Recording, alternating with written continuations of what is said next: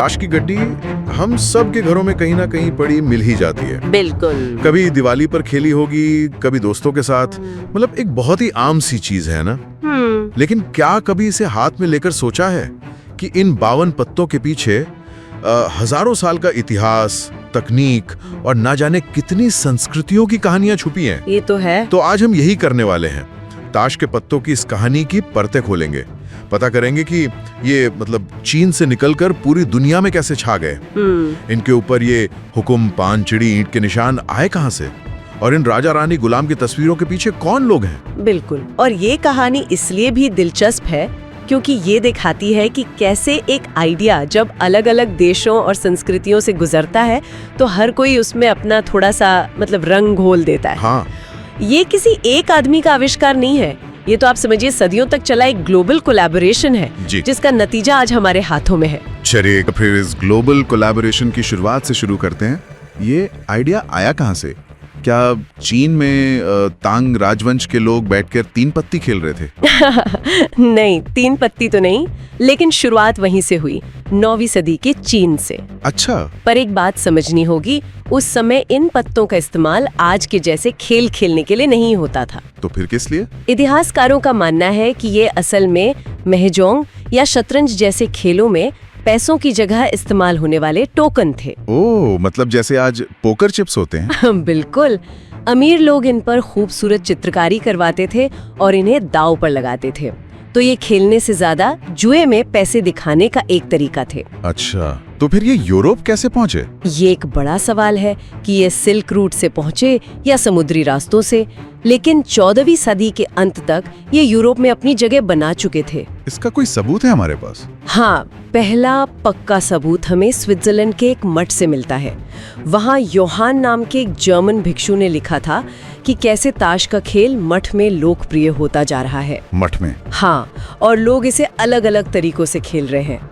तो समझ लीजिए वहीं से यूरोप में ताश के पत्तों का सफर शुरू हो गया। तो पत्ते चीन से यूरोप पहुंच गए। पर जब ये यूरोप पहुंचे तो क्या उन पर यही दिल और हुक्म के निशान बने हुए थे? मुझे तो नहीं लगता। आप बिल्कुल सही सोच रहे हैं। शुरुआती यूरोपियन डिजाइनों में आज के निशान नहीं थे। तो क्या था उन पर? उस दौर के जो सबसे मशहूर पत्ते थे उन्हें लैटिन सूट्स कहा जाता था। उनमें होते थे तलवार, गदा, कप और सिक्के। तलवार, गदा, कप और सिक्के। हाँ, माना जाता है कि ये शायद टैरो कार्ड से प्रेरित थे जो उस समय काफी लोकप्रिय थे। क्या ये आज भी कहीं इस्तेमाल होते हैं? हाँ, अगर आप आज भी इटली या स्पेन जाएं तो वहाँ के पारंपरिक डेक पर आपको यही निशान मिलेंगे। अच्छा। और यहीं से एक बहुत मजेदार कनेक्शन निकलता है।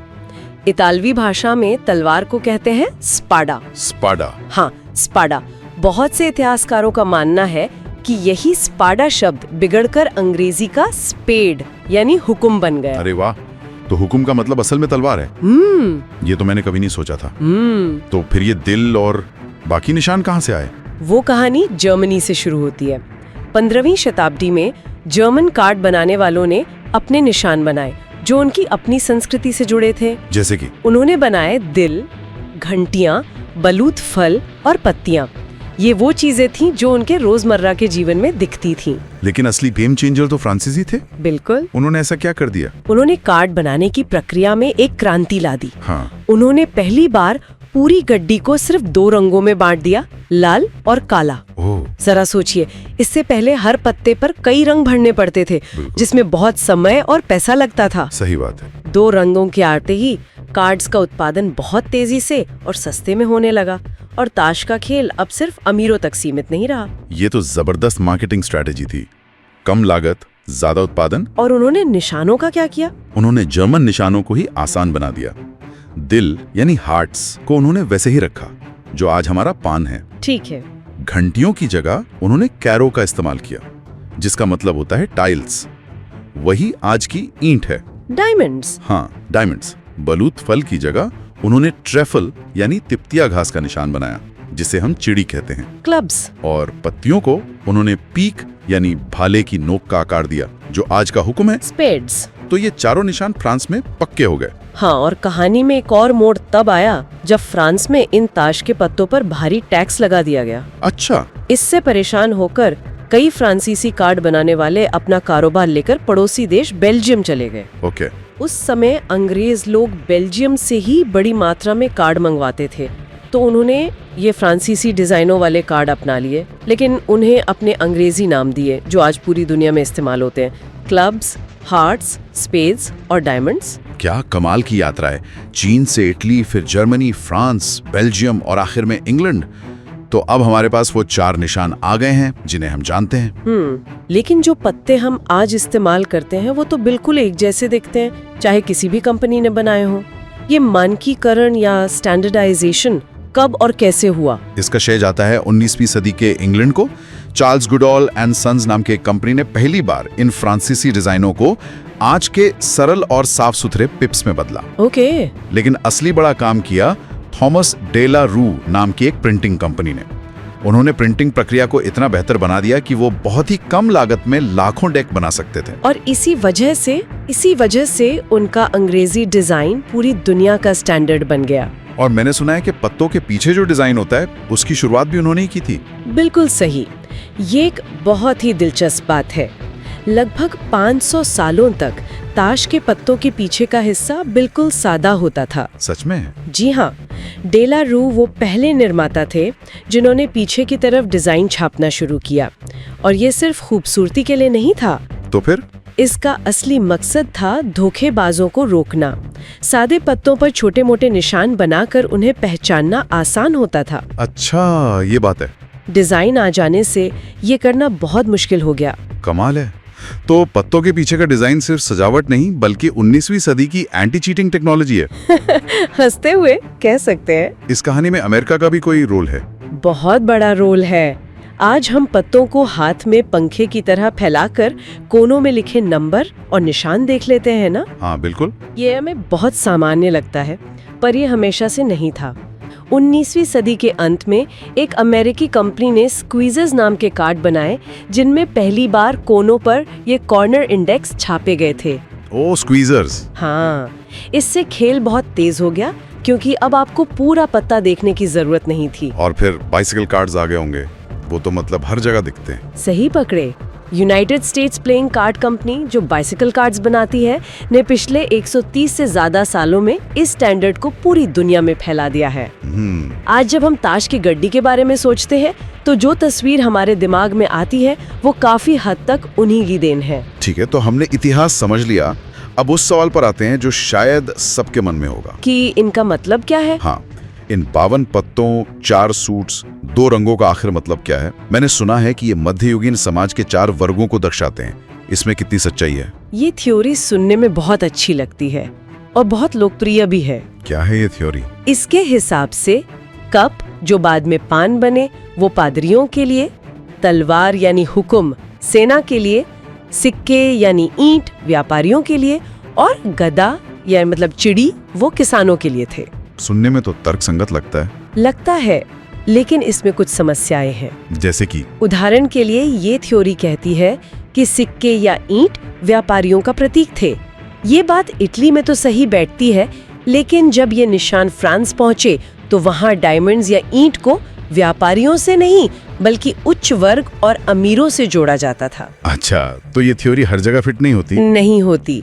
कुछ लोग ये भी कहते हैं कि ये 4 तत्व या 4 मौसमों का प्रतीक है। तो फिर असली जवाब क्या है? सच कहूँ तो सबसे संभावित जवाब थोड़ा निराशाजनक हो सकता है। बताइए। हो सकता है कि इसके पीछे कोई गहरा छिपा हुआ अर्थ हो ही नहीं। क्या मतलब? उस जमाने में ये डेक अमीर परिवार अपने लिए खास तौर पर बनवाते थे, तो बहुत मुमकिन है कि ये डिजाइन्स बस उस समय के किसी एक अमीर संरक्षक की पसंद या उसके परिवार के चिन्हों को दर्शाते हों। अब बात करते हैं उन चेहरों की जो हमें पत्तों पे दिखते हैं, राजा, रानी और गुलाम। ये कौन लोग हैं? क्या ये असली ऐतिहासिक किरदार में? फ्रांसीसी कार्ड निर्माताओं ने इन्हें जरूर ऐतिहासिक किरदारों पर आधारित किया था। जैसे 4 राजाओं को इतिहास के 4 महान शासकों के रूप में दिखाया गया। कौन कौन थे वो? हुक्म का राजा किंग डेविड, चिड़ी का राजा सिकंदर महान, पान का राजा शार्लेमेन और ईंट का राजा जूलियस सीजर। तो क्या डेक में हमेशा से रानियां होती थी? नहीं, हमेशा से नहीं। ये बहुत दिलचस्प है कि शुरुआती स्पेनिश डेक में रानी की जगह एक शूरवीर यानी कैबलेरो का पत्ता होता था। शूरवीर? हाँ, और जर्मन डेक में तो अपर मैन और लोअर मैन नाम के 2 पुरुष किरदार होते थे। यही लोअर मैन बाद में विकसित होकर आज का जैक यानी गुलाम बना। जैक, इसके नाम की भी तो कोई कहानी है ना? इससे पहले कुछ और कहते थे। हाँ, इसे मूल रूप से नेव कहा जाता था, जिसका मतलब होता है शाही सेवक। तो फिर जैक क्यों कहने लगे? जब कोनों पर प्रतीक छपने लगे तो एक समस्या खड़ी हो गई। किंग के लिए के लिखा जाता था और नेव के लिए भी के ही लिखना पड़ता। ओह, के फॉर किंग, के फॉर नेव। कंफ्यूजन होता होगा। बहुत ज्यादा। इसी भ्रम से बचने के लिए नेव की जगह जैक शब्द का इस्तेमाल शुरू हो गया, जो उस समय एक बहुत ही आम नाम था। एक और रहस्य है जिसके बारे में मैं हमेशा सोचता हूँ, पान का बादशाह। Suicide king. हाँ, वो थोड़ा अजीब नहीं लगता? ऐसा लगता है जैसे वो अपने सिर में तलवार मार रहा है। इसके पीछे क्या कहानी है? ये ताश के पत्तों का सबसे बड़ा और सबसे मजेदार मिथक है। लोग इसके पीछे गहरे दार्शनिक मतलब निकालते हैं, लेकिन असलियत कुछ और है। असलियत ये है कि ये सदियों से चली आ रही एक प्रिंटिंग की गलती है। क्या? एक प्रिंटिंग की गलती? जी हाँ, पुराने जमाने में प्रिंटिंग लकड़ी के ब्लॉक्स से होती थी। जब एक पुराने घिसे हुए ब्लॉक से नया ब्लॉक कॉपी किया जाता था तो थोड़ी बहुत गलतियां रह जाती थी। फिर उस नए ब्लॉक से एक और नया, तो वो गलतियां भी कॉपी हो जाती थी। सदियों तक यही चलता रहा। इसी प्रक्रिया में पान के बादशाह की तलवार का जो बाहरी हिस्सा था वो धीरे धीरे गायब होता गया, और जो बचा वो ऐसा लगने लगा कि वो अपने ही सिर में तलवार घुसा रहा है। तो ये कोई गहरा राज नहीं बल्कि सदियों पुराना एक कॉपी पेस्ट एरर है। ये तो कमाल है ना? अच्छा, एक और खास पत्ता है, हुक्म का इक्का।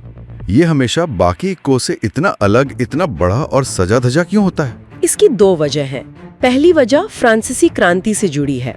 क्रांति से पहले बादशाह का पत्ता सबसे बड़ा होता था और इक्का सबसे छोटा। ओके। लेकिन जब किसानों ने राजशाही को उखाड़ फेंका तो उन्होंने प्रतीक के तौर पर सबसे छोटे पत्ते यानी इक्के को सबसे बड़ा बना दिया, एस हाई। लेकिन बाकी इक्के इतने सादे क्यों हैं? सिर्फ हुक्म का इक्का ही क्यों इतना खास है? इसका असली कारण है टैक्स। टैक्स? हाँ, 18वीं शताब्दी में इंग्लैंड की सरकार ने ताश के पत्तों पर भारी टैक्स लगा दिया। अब कोई निर्माता टैक्स चोरी ना करे, इसके लिए सरकार ने नियम बनाया कि हर डेक के हुक्म के इक्के पर सरकार द्वारा जारी की गई एक खास मोहर लगानी होगी। अच्छा, तो वो सबूत था कि टैक्स चुका दिया गया। बिल्कुल। इसी सरकारी मोहर की वजह से हुक्म के इक्के का डिजाइन हमेशा बहुत विस्तृत और अनोखा होता था। एक टैक्स की रसीद? तो दुनिया का सबसे कूल माना जाने वाला पत्ता असल में एक सरकारी टैक्स की रसीद है। आप ऐसा कह सकते हैं। और भले ही आज वो टैक्स कानून खत्म हो गया है, लेकिन हुक्म के इक्के को सबसे खास और बोल्ड डिजाइन देने की परंपरा आज भी जारी है। हमने 52 पत्तों की बात कर ली, लेकिन रुकिए, डेक में तो 53, कभी-कभी 54 पत्ते भी होते हैं। हम जोकर को कैसे भूल सकते हैं? ये कहां से आया? बहुत अच्छा सवाल है। जोकर इन सब किरदारों के मुकाबले काफी नया है। इसका जन्म 19वीं सदी में अमेरिका में हुआ। अच्छा, ये अमेरिकी है? हाँ, उस समय वहाँ यूकर नाम का एक खेल बहुत लोकप्रिय था। उस खेल में एक सबसे बड़े ट्रम्प कार्ड की जरूरत थी, तो अमेरिकी निर्माताओं ने एक नया पत्ता बनाया जिसे बेस्ट बोवर कहा गया और बाद में उसका नाम जोकर पड़ गया। और उस पर ये जोकर या विदूषक की तस्वीर क्यों बनाई गई? ये शायद यूकर शब्द से ही आया है। यूकर सुनने में जोकर जैसा लगता है और जोकर का मतलब मजाकिया या विदूषक होता है, तो ये तस्वीर बिल्कुल फिट बैठ गई। धीरे धीरे दूसरे खेलों ने भी इसे अपना लिया और ये एक वाइल्ड कार्ड बन गया। तो ये पूरी तरह से एक अमेरिकी आविष्कार है। तो इन सब का क्या मतलब है? मतलब ये कि ताश की एक साधारण सी गड्डी जिसे हम शायद बिना सोचे समझे इस्तेमाल करते हैं, वो असल में एक छोटा सा म्यूजियम है। बिल्कुल। इसमें चीन का आविष्कार है, यूरोप की कला है, फ्रांस की क्रांति है, इंग्लैंड के टैक्स कानून है और अमेरिका का इनोवेशन भी है। बिल्कुल सही कहा। ये अपने आप में इतिहास, संस्कृति और तकनीक की एक टाइमलाइन है। अगली बार जब कोई ताश की गड्डी फेंटे तो जरा सोचिएगा कि एक समय ऐसा भी था जब इंग्लैंड में शासक पुरुष है या महिला, इस बात से ये तय हो सकता था कि खेल में राजा का पत्ता बड़ा होगा या रानी का। वाह! ये बस सोचने पर मजबूर करता है ना कि हमारी रोजमर्रा के और कौन-कौन सी साधारण चीजों में ऐसी ही अनगिनत कहानियों की परतें छिपी हुई हैं जिन पर हम कभी ध्यान ही नहीं देते।